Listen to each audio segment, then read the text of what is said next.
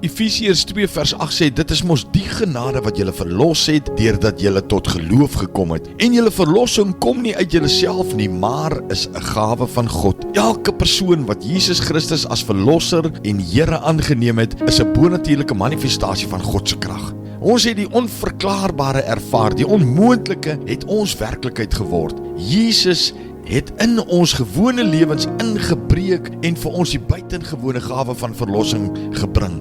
Hoe wonderbaarlik dat 'n sondaar 'n gebed kan fluister om 'n leeftyd van sonde te verruil vir 'n ewigheid van ewige lewe. Jesus se bloedrooi bloed het vir ons vergifnis betaal en ons witter as sneeu gewas, vergewe en bevry. Bedroefde siele is gereed om te dans, hartseer en spyt word in vreugde verswelg, gierigheid word vervang met omgee hart, haat word weggevee in 'n liefdesdoop.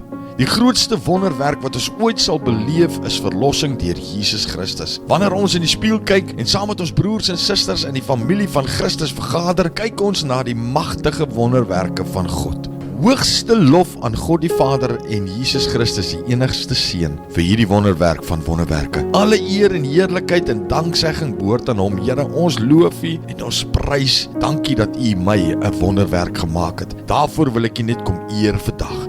In Jesus se naam. Amen.